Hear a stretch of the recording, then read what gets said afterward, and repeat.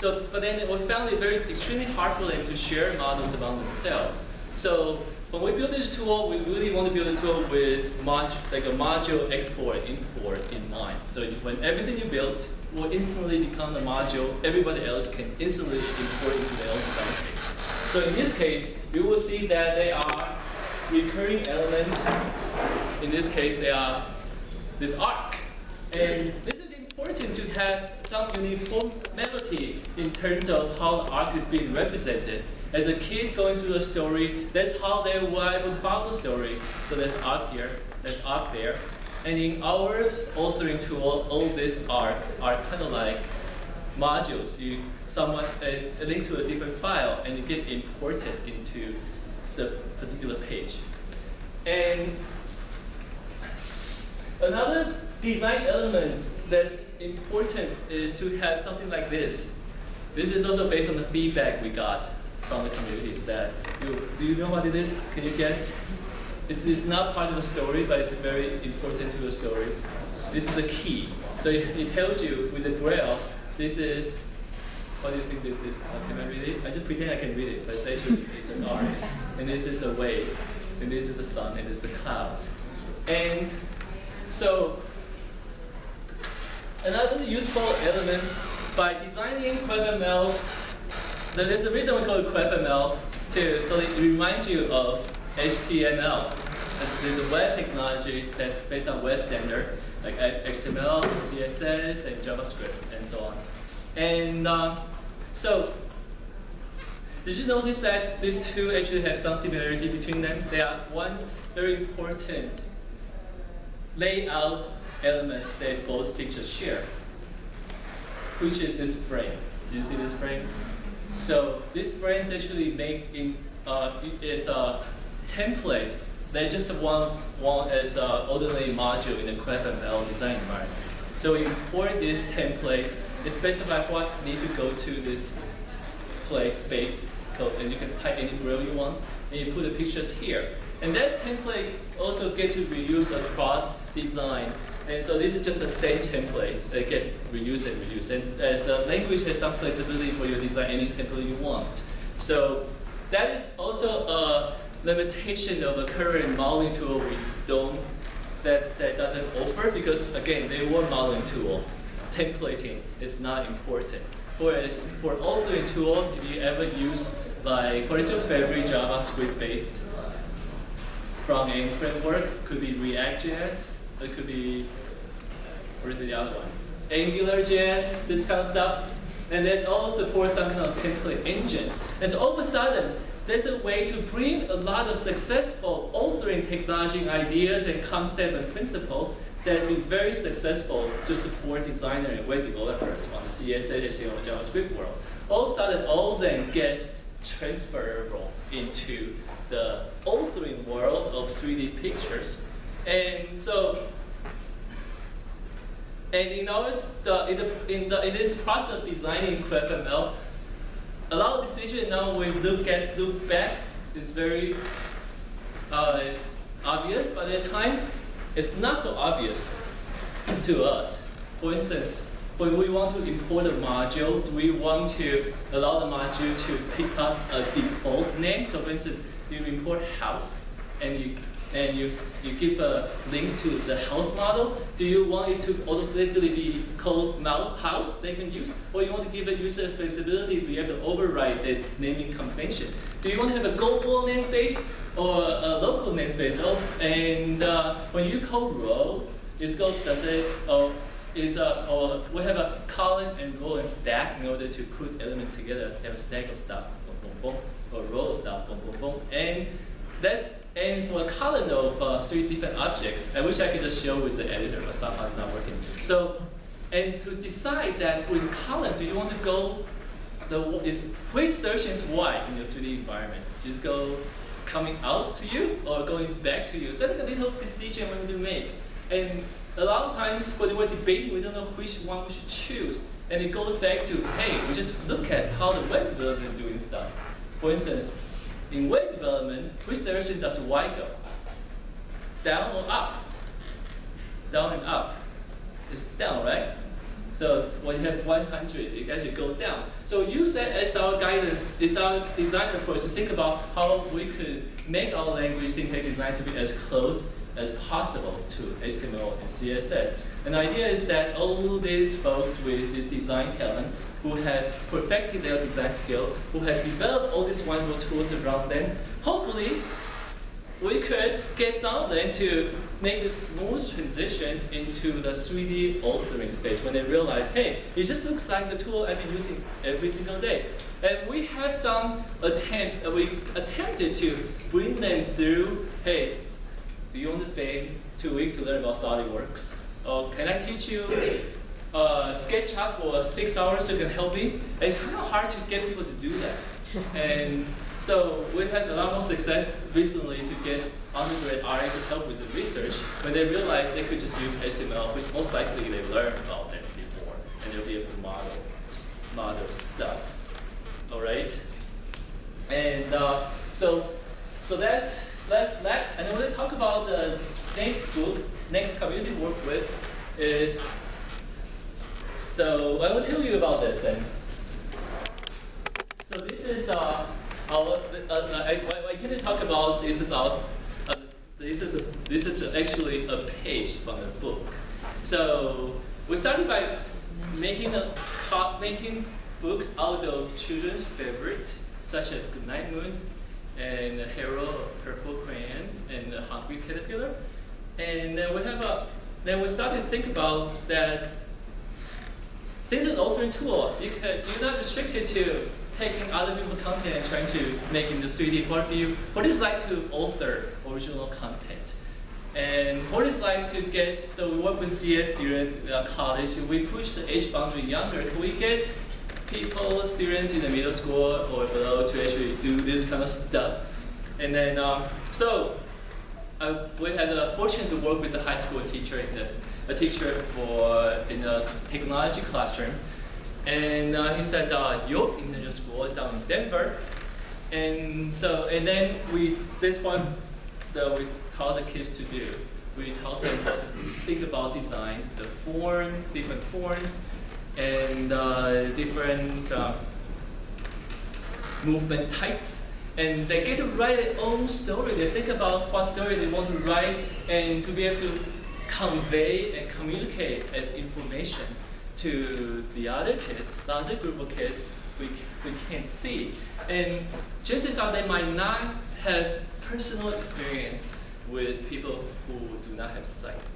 And so part of the exercise we did in the class, we'll have them blindfolded, have them kind of try different patterns, have them talk about what the experience is like. And then work in pairs and write down the experiences. And brought all this into their, I would say, authoring task. But there was a design curriculum, so we talked it as a design task. And I proposed as a computer science professor to teach them OpenSCAD. And that idea quite quickly shut down. And we favor of Tinkercad, which is based on drag and drop. And it looks, the whole experience is kind of like playing with PowerPoint, but in 3D, with all this edit they can put together. And so they put it up. What did we learn? Oh, thank you. And what we learned is that,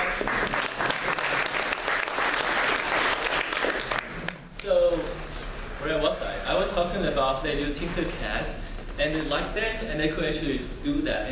And there was a 6-week curriculum. We have enough time to go through all the different design units. Tinkercad is pretty cool for them to make these models. This is a circle and some kind of story. I can't read for you. The title is, you can read this yourself, Ninja Turtles. There's a story about Ninja Turtles. And the whistles. And Ninja Turtles like to eat pizzas. So that's how the story is about. And so, this is exercise that we all like include the templating. They all make these separate tiles. And a lot of times they share this similar layout. They want to put a picture here, put some kind of illustration here, put the character there. And again, they have to manually repeat that layout across the tile of design. So that is the inspiration we drew from this tool. The Tinkercad, as a modeling tool, they lack the ability to import templates because it wasn't a authoring tool, it's a design tool. And it's a modeling tool. So, okay, so I'm going to show you 5 goals example I usually intended to show. And so when we push this, I don't have to think about whether the goal there or these are 5 goals. We want to get 6 goals. We think about how can declarative update my language. Say I want to 6 goals, I put 6 goals.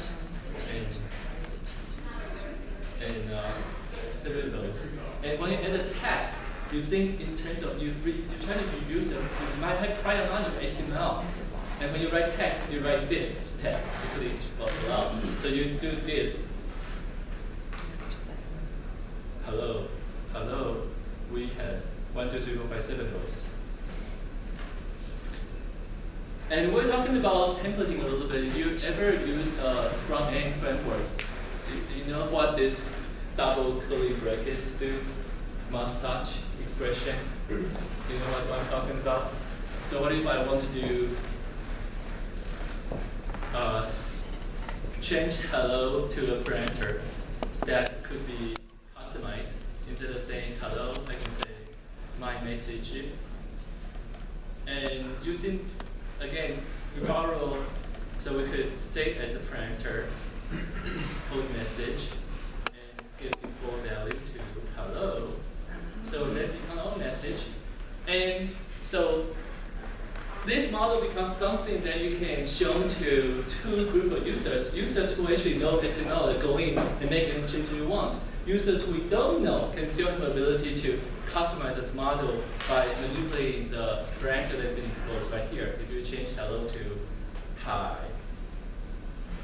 So you can see that the hi becomes parameter that get hot things. And it could be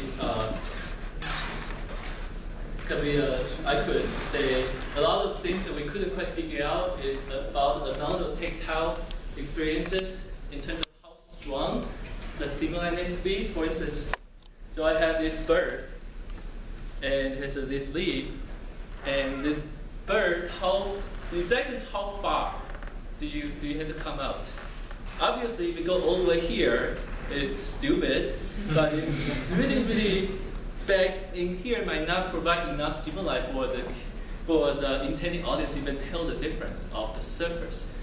And so we will run experiments, we try different scale, and maybe we can figure out what would be the best height when we give it to this thing.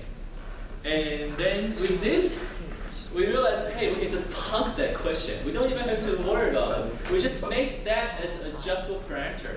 So they can let you choose.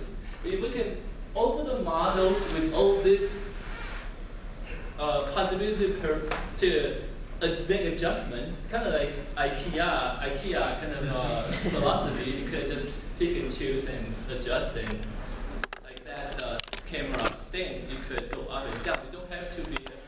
You don't have to release your product with this fixed stuff. So having said that, I want to show you that we share this book, Noah's Ark. And what do I mean by that? Actually, I would have this picture. And so that's a theory. I haven't read. Okay. So this is this picture. And dog with olive leaf, which is not random. Do you know why?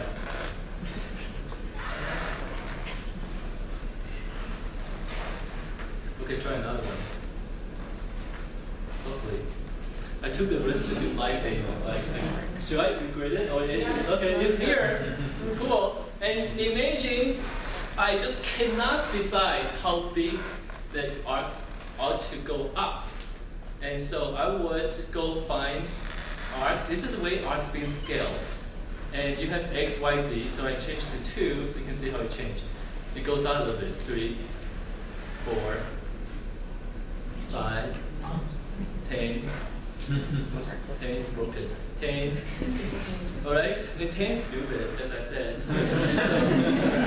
So I would, if I choose this model, I would add a parameter to say thickness, and the default value would be some kind of less stupid value too. And so they will be able to and use this parameter as a value over here. So I'll substitute 10 with thickness, and then I get it here, and I have to refresh it. I get 2, and somebody can say, oh, actually 2 doesn't work with my kid. My kid really needs strong stimuli.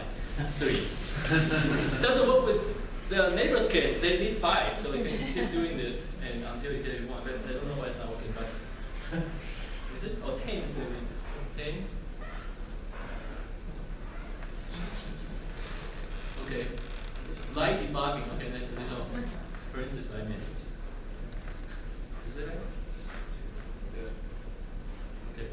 The 2 and then 5. Okay, now it worked. So okay, so that's that. And going back to the template point, I want to show you that. So this actually the frame itself is not such a special built-in module for FML. It's actually a user-contributed content per se. And the definition of frame could be found here in this expression, which is how a model can be imported into the design space.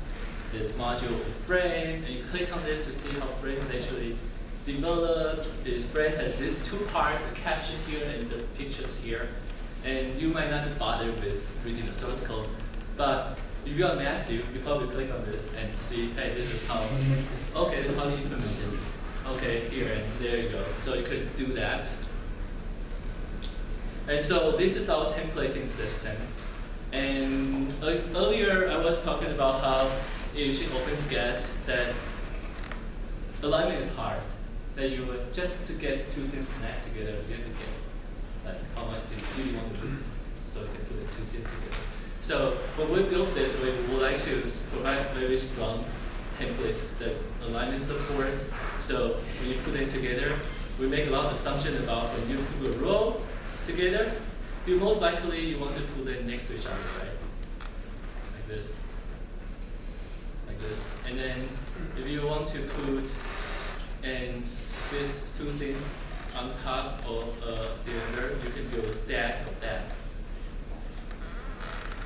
And so in a traditional this like OpenSCAD, really when you have 2 things together, you have manually really put it together. Or drag and drop can do that, and some nicer software will help you do all the things. So in this case, they just get snapped together. Also, we had to make some guess. What is the user most likely want to do, which is center them together. And we've been going back and forth between should we center them or not center them or center them. We changed a few times. Eventually, we settled down. We should just do the center. So when you build a stack of stuff, you most likely want to center them. So as we were building this tool, we keep as we build, we also keep making pictures and books and so on, so we can actually validate exactly to what extent we can support our own authoring task with this tool. Now I would like to go back to my slide, but I don't know where they are anywhere.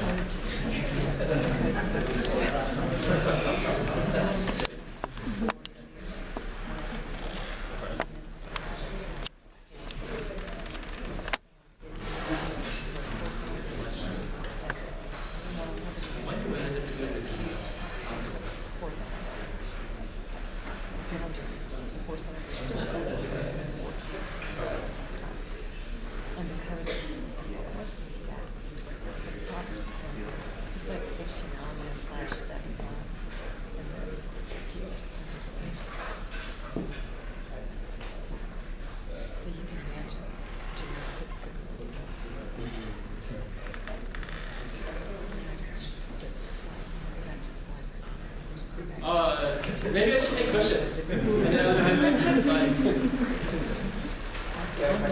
Yes, is there? So I noticed you have like scaling and the translation. Are those abilities, can you nest those within like HTML nested statements? Can I scale a group of objects at once, just so you can know, or do I have to individually do that? Oh, you should group of objects as one, and then apply the translation or transformation operator to that. And that we also took the liberty of borrowing a lot of syntax from the CFG standard is how we